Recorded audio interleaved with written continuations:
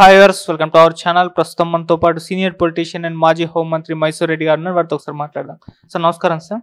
Sir Tirupati laddu వ్యవహారం అనేది దేశవ్యాప్తంగా కూడా సంచలనం సృష్టించింది సార్. చాలా మంది ఇప్పుడు చర్చలకు దారితీశారు. మొత్తం దేశవ్యాప్తంగా కూడా చర్చించుకుంటున్నారు. తిరుపతి లడ్డు కల్తీ వ్యవహారం అనేది దేశవ్యాప్తంగా కూడా కుదిపేసింది సార్. అందరూ కూడా ఇప్పుడు చర్చలకు దారితీశారు, మాట్లాడుకుంటున్నారు.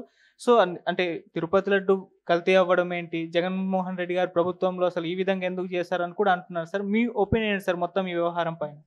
ఇప్పుడు కల్తీ అనేది చిన్న విషయం కాదు, క్షమించడానికి నేరమే. ఎందుకంటే అది దేవస్థానము, హిందువులకు ప్రముఖమైన దేవుడు, చాలా మందికి ఇంటి దేవుడు కూడా. హిందువులు ఎంతో పవిత్రంగా తిరుపతిలో దర్శనం చేసుకునే దానికి కానీ ఇంకొక దానికి కానీ వెళ్తుంటారు. అక్కడ కూడా ఆలయంలో కూడా ఏదైనా పొరపాటు జరిగితే తమ కుటుంబంలోనో ఇంట్లోనో ఏదో ఒక నష్టం జరుగుతుందని భయం కూడా ఉంది. అందువల్ల తిరుపతి దేవస్థానంలో పనిచేసే వాళ్ళు కూడా కొంచెం భక్తి శ్రద్ధలతోనే పనిచేస్తారు. తప్పులు చేయాలంటే కొంచెం జంకుతారు. ఎందుకంటే నేను పియూసీ చదివినప్పుడు అక్కడ చదువుకున్నాను. అక్కడ ఉండే మనోభావాలు కూడా నాకు తెలుసు. అటువంటి పవిత్రమైన స్థలంలో ఇది అపవిత్రమైన జరగటం అంటే అది క్షమించడాన్ని తప్పే అవుతుంది. వాళ్ళని ఎవరైతే తప్పు చేశారో వాళ్ళని శిక్షించాల్సిందే, విచారణ జరిపించాల్సిందే, దోషులను శిక్షించాల్సిందే. ఎందుకు అని అంటే టీటీడీ వచ్చేసరికి గత ప్రభుత్వ హయాంలో టీటీడీకి దాదాపు 4 సంవత్సరాలు సుబ్బారెడ్డి గారు ఉన్నారు చైర్మన్గా. 2 సంవత్సరాలేమో కరుణాకర్ రెడ్డి గారు ఉన్నారు.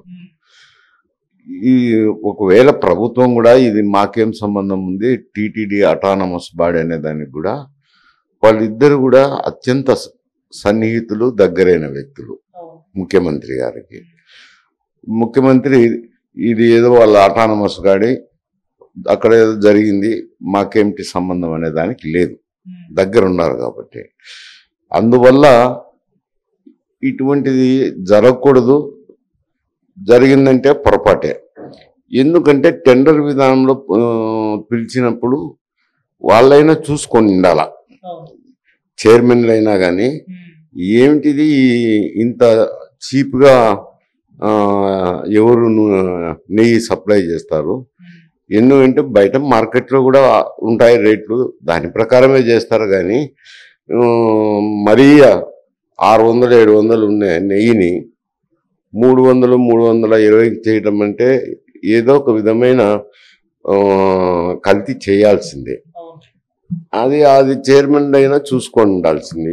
టీటీడీ పాలక మండలిని కూడా నియమించేది కూడా ప్రభుత్వమే నియమిస్తుంది కాబట్టి పాలక మండలిలో ఉండే వాళ్ళు కూడా అందరూ వైఎస్ఆర్సీపీకి సంబంధించిన వాళ్ళు ఈ విషయం చూసుకుండాల్సింది. చూసుకోకుండా ఎటువంటి పొరపాటు జరుగుతుంటే నిమ్మకు నీరెత్తడం అంటే క్షమించడానికి నేరమే. దాని మీద విచారణ జరిపించాల్సింది, చర్యలు తీసుకోవాల్సిందే. దీని మీద జగన్మోహన్ రెడ్డి గారు రియాక్ట్ అయ్యి ఒక ప్రెస్ మీట్ పెట్టారు. అంటే ఆయన నేను ప్రధాని మోదీ గారికి ఓ లేఖ రాస్తున్నాను, సుప్రీంకోర్టు కూడా వెళ్తాను, అసలు చంద్రబాబు నాయుడు గారు దేవుని పైన కూడా ఎటువంటి రాజకీయాలు చేయడం అనేది అది అసలు కరెక్ట్ కాదు, తిరుపతి లడ్డు వ్యవహారం పైన అసలు ఎటువంటి తప్పు చేయలేదు మేము అన్నట్టుగా ఆయన మాట్లాడుతున్నారు. ఇప్పుడు కూడా ఆయన లేఖ రాశారు, మరి సుప్రీంకోర్టు కూడా వెళ్తామన్నారు. వైవి సుబ్బారెడ్డి గారు కూడా సుప్రీంకోర్టుకి వెళ్తున్నారు సార్. మరి వీళ్ళ వైపు నుంచి ఈ విధంగా ఫైట్ చేయడం అనేది ఏ విధంగా చూడొచ్చు అంటే అది తప్పు జరిగింటే క్షమించడానికి నేరమే అంటున్నాను కదా. మరి మా దగ్గర తప్పు జరగలేదు అని నేను అంటున్నారు. దానికి తగు ఆధారాలు చూపించాల్సింది ఉంటుంది. ఊరికి మాట్లాడితే సరిపోదు కదా. అవతల మాట్లాడిన వ్యక్తి కూడా ఒక రాష్ట్రానికి ముఖ్యమంత్రిగా ఉన్న వ్యక్తి.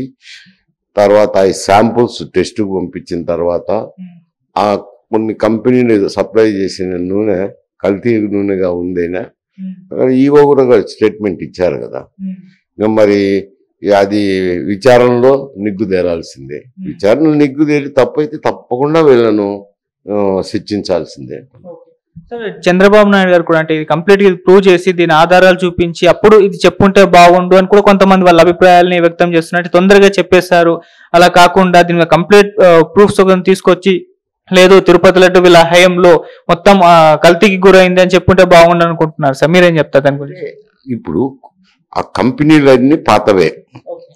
ఎవరైతే సప్లై చేస్తున్నారో గోవుని ఏని సప్లై చేస్తున్నారో అవి గతంలో వైఎస్ఆర్సిపి ప్రభుత్వం ఉన్నప్పుడు కాంట్రాక్ట్ ఇచ్చిన కంపెనీలే. ఆ కంపెనీల నూనె ఒక ఇన్ఫీరియర్ క్వాలిటీ ఉందని చెప్పి అనుమానం వచ్చి టెస్టులు చేయించినారు.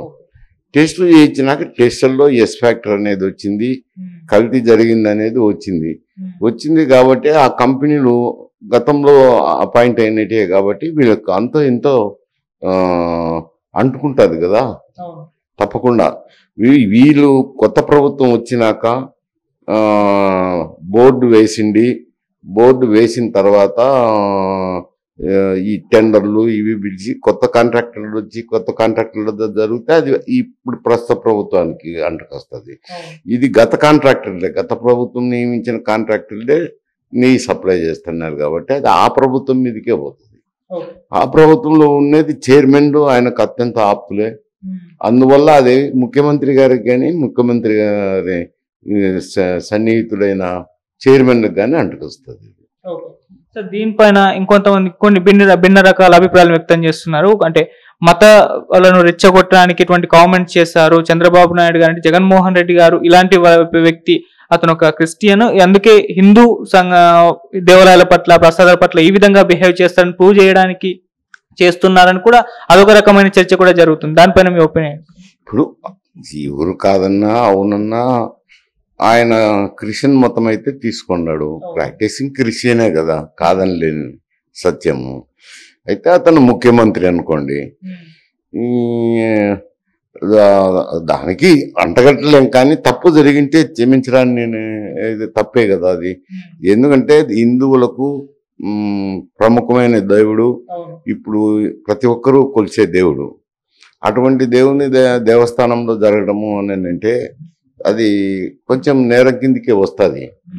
అది జరిగింది గత ప్రభుత్వంలో అపాయింట్ చేసిన పాలక మండలి చేసిన ఆ పాలక మండలిని నియమించింది ఈయనే కదా. తప్పించుకునే దానికి ఎట్టయితుంది? ఊరికే ఏదో మాట్లాడచ్చు, ఇవన్నీ చెప్పచ్చు, కానీ అంత ఏమి సంబంధం లేనట్టు మాట్లాడేదానికి అవకాశమే లేదు అంటాను. అయితే కాకపోతే విచారణ జరిగే ఎన్ని ప్రూవ్ చేయాల్సింది. అటు జగన్మోహన్ రెడ్డి గారు ఇంకోటి కూడా అంటున్నది, మోదీ చంద్రబాబు నాయుడు గారు కలిసి ఆడుతున్న డ్రామా ఆ కోణం కూడా ఉంది అని అంటున్నారు. అది ఉండే ఛాన్స్ ఉందంటారు? అది ఏం సంబంధం ఉంది? వాళ్ళు అడిగారు అనుకోండి, అక్కడ కేంద్ర మంత్రి గారు సడ్డా గారు దీని మీద రిపోర్ట్ పంపించమని చెప్పి ముఖ్యమంత్రి గారితో మాట్లాడడం జరిగింది. రిపోర్ట్ పంపించమన్నారు. రిపోర్ట్ పంపించినాక రిపోర్ట్లో ఉంటే కనుక వాళ్ళు కూడా చర్యలు తీసుకోవడానికి మేము కూడా సంసిద్ధమే, ఇటువంటి జరగకూడదు, జరిగిన దానికి చర్యలు తీసుకుంటామని కూడా చెప్పడం జరిగింది. ఇప్పుడు ఈ వ్యవహారం విచారణ జరిగి తేలిందంటే అది ఇబ్బందికర సమస్యే. ఎందుకంటే అది గత ప్రభుత్వం మీదకే వస్తుంది. ప్రభుత్వం మీదకి వచ్చినప్పుడు దేవస్థానంలో ఇటువంటి జరిగినప్పుడు చాలామంది అది చెడ్డ పేరు వస్తుంది కదా. తప్పకుండా పార్టీకి చెడ్డ పేరు వస్తుంది, జగన్మోహన్ రెడ్డికి చెడ్డ పేరు వస్తుంది. సార్ ఇప్పటి వరకు దీన్ని జగన్మోహన్ రెడ్డి గారు సరిగ్గా డీల్ చేయలేకపోయారు అంటే అన్ని ఆరోపణలు వచ్చినా కూడా ఆయన పెద్దగా రెస్పాండ్ అవ్వలేదు, దీన్ని హ్యాండిల్ చేయలేకపోవడం ఇంత పెద్ద చర్చకు దారి తీసింది, అన్ని విమర్శలకు దారి తీసినా కూడా ఆయన మాత్రం పెద్దగా అంటే దీన్ని హ్యాండిల్ చేయడంలో విఫలమైంది. ఇప్పుడు పార్టీకి చాలా దెబ్బ తగిలింది అన్నారు. మరి ముందు ఇది ఇంకా మైనస్ అయ్యే అవకాశం అయితే కనిపిస్తుంది. ఇప్పుడు తప్పకుండా, ఎందుకంటే ఒక దేవస్థానంలో ఇటువంటిది జరగటము, గత పాలక మండలి సమయంలో కూడా జరిగిందని అభియోగాలు రావడము, ఇవన్నీ వచ్చినప్పుడు ఇది మరంతా సిట్టు విచారణ జరుపుతామన్నారు. సిట్టు వేసి విచారణ జరిగి అదంతా నిజమని తేలితే మాత్రం చాలా చెడ్డ పేరే వస్తుంది. తప్పకుండా వస్తుంది చెడ్డ పేరు. సార్ ఇటు పవన్ కళ్యాణ్ గారు కూడా నిన్న వెళ్ళి మాట్లాడారు, అలాగే ఆయన పాయచిత్త దీక్ష కూడా తీసుకున్నారు సార్ ఈ వ్యవహారంలో. మరి ఇప్పుడు పవన్ కళ్యాణ్ గారు కూడా అంటే మొన్నటి వరకు ఆయన రెస్పాండ్ అవ్వలేదు, నిన్న చాలా గట్టిగా ఫైల్లో కూడా మాట్లాడారు. మరి ఇంకా ముందు ఎటు వెళ్తుందంట? అంటే ఆయన కూడా ప్రభుత్వంలో భాగమే అనుకోండి. జనసేన పార్టీ కూడా కలిసి ఫ్రంట్ గానే ఉండాలి కదా, ఉన్నారు. ఒక మంత్రిగా రియాక్ట్ అయ్యేదానికి ఉంది. అతను ఉప ముఖ్యమంత్రిగా ఉన్నాడు, ఉండినప్పుడు ఒక పార్టీకి అధ్యక్షుడిగా ఉన్నాడు, ఉప ముఖ్యమంత్రిగా ఉన్నాడు కాబట్టి తప్పకుండా రియాక్షన్ ప్రాముఖ్యత ఉంటుంది. ప్రాయశ్చిత్త దిశ అని అన్నారు. ప్రాయశ్చిత్తం చేసుకోవాల్సింది ఎవరు అనేది ఇప్పుడు సమస్య. ప్రాయశ్చిత్తం చేసుకోవాల్సింది వైఎస్ఆర్సీపీ వాళ్ళు, తప్పు జరిగింటే. అటువంటిది అంటే ఏదో ఒక రకమైన ప్రొటెస్ట్ కార్యక్రమం అనుకోండి, దాన్ని తప్పలు పట్టలేము. ప్రొటెస్ట్ కార్యక్రమంలో తీవ్రంగానే స్పందించినట్టు జరగడం మంచిది కాదు. ఎవరైనా స్పందించుతారులేండి, ఎందుకంటే హిందువుల మనోభావాలు దెబ్బతింటాయి కాబట్టి ప్రతి ఒక్కరు స్పందించుతారు. సార్, ఇప్పుడు చంద్రబాబు నాయుడు గారు కూడా పైన ఇప్పుడు ఒక రెస్పాన్సిబిలిటీ ఉంది అని అనుకోవచ్చు. ఎందుకంటే ఆయన ఒక స్టేట్మెంట్ ఇచ్చేసారు, ఆరోపణలు చేశారు. ఇప్పుడు నిజమని ప్రూవ్ కావాలి. రేపటి రోజు లేదు ఇది తప్పు అని చెప్పేసి అంటే మళ్ళీ ఆయనకి ఉచ్చు బిగించుకునే అవకాశం అయితే ఉంది. ఇప్పుడు ఆయన పైన కూడా ఒక రెస్పాన్సిబుల్, ఒక బాధ్యతాయుతమైన పని అయితే ముందుంది అనుకోవచ్చు. అంటే ముఖ్యమంత్రి గారు చెప్పినారు కాబట్టి, ఈవో శాంపుల్స్ తీసినారు కాబట్టి దాని మీద చర్చించుంటారు. కొంత ప్రైమా ఫేసి ఉన్నప్పుడే ఆరోపణలు చేస్తారు. ఆయనకు చుట్టుకొచ్చేది ఏముంది? ఆయనకి ఇది ప్రూవ్ కాకుండా పోయే సమస్య లేదు కదా. ఎందుకంటే కాంట్రాక్టర్లు పాతలు సప్లై చేస్తున్న వాళ్ళలో కొందరు ఇన్ఫీరియర్ క్వాలిటీ వచ్చిందని టెస్టులు చేసిండొచ్చు, ఇప్పుడు చేసిండొచ్చు. ఇది కాంట్రాక్టర్లు ఏమో పాతలే కదా, పాత విధానంలో ఏం సప్లై చేస్తుంటారు, ఇప్పుడు అట్నే సప్లై చేసింటారు కదా. అంత కాదని రండి, ఇది సిటీ వేసినా కానీ ఈ ఎంతో కొంత ప్రూవ్ అవుతుంది. ప్రూవ్ అయినప్పుడు తప్పకుండా శిక్ష అనుభవించాల్సిందే అంట. సార్, సిట్ కాకుండా సిబిఐ వాళ్ళకి అప్పగిస్తే బాగుంటుందని వాళ్ళ వైపు నుంచి, అంటే వైసీపీ వైపు నుంచి ఆరోపిస్తున్నారు. ఎందుకంటే సిట్ అనేది వీళ్ళ కంట్రోల్లో ఉంటుంది, సిబిఐ అనేది సెంట్రల్ కంట్రోల్లో ఉంటుంది. సో అందుకే వాళ్ళకి ఇస్తే బాగుంటుందని వీళ్ళ వైపు నుంచి ఒక ఆర్గ్యుమెంట్. ప్రజలు ఎన్నుకున్న ప్రభుత్వాన్ని ఒకటే మాట అంత ఆరోపణ చేయలేరు కదా, పరిపాలన చేయాలి కదా. సిట్ అంటే ఆఫీసులను ఇస్తారు, విచారణ చేస్తారు, సాక్షులను ఇవన్నీ జరుగుతాయి కదా. జరిగి ఒక ప్రైమా ఫేసి వచ్చినప్పుడు ఒకవేళ మీకు అంత డౌట్ ఉన్నప్పుడు మీ సిబిఐకి అడగచ్చు కదా. మళ్ళీ అప్పలెంట్ అథారిటీగా సిబిఐని అడగచ్చు, ఏం చేయకూడదు అనేది ఏముంది? సార్, అంటే వైసీపీ హయాంలో ఇటువంటి జరగడంలో ప్రధాన ఉద్దేశం ఏంటంటే కల్తీ తిరుపతి లడ్డు ఇవ్వాలి అందరి అన్న ప్రధాన ఉద్దేశం ఏంటంటే కల్తీ చేయడానికి చెప్పినారు కదా. అతను 320 కంటే ఆ రేటుకి ఎక్కడ దొరకదు. అటువంటిది 320కే కోట్ చేసినారని అంటే దాన్ని ఆ టెండర్ విధానంలోనే తప్పు ఉంది. టెండర్ పిలిచినప్పుడు ఆ పాలక మండలి కానీ ప్రభుత్వ కానీ రెండు కూడా జాగ్రత్తగా ఇది హిందువుల సెంటిమెంటు జాగ్రత్తగా ఉండాలని ఆలోచన చేసి నిర్ణయం తీసుకొని ఉండాల్సింది. తీసుకొని లేకుండా పొరపాటు చేసినారు. 320 టెండర్ కోట్ చేసినారు. అత్యంత ధర తక్కువ, దేవుని సొమ్ము సేవ్ చేసేదానికి చేసినామని చెప్పి అక్కడ నాణ్యత లేని సరుకు తీసుకొని సప్లై చేయడము అని అంటే అది పాలక మండలి తప్పు అవుతుంది. పాలక మండలిని నియమించిన ప్రభుత్వానికి కూడా తప్పు అవుతుంది.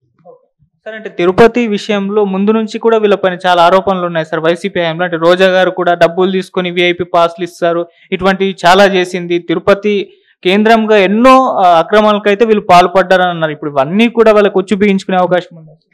ఉంటాయి. ఇప్పుడు అక్రమాలు జరిగినాయి అంటే ఇంకా ఇవన్నీ సిటీ విచారణ జరిగినప్పుడు ఇవన్నీ తేలుతాయి. తేలినప్పుడు పార్టీకి దెబ్బే కదా అంటారు.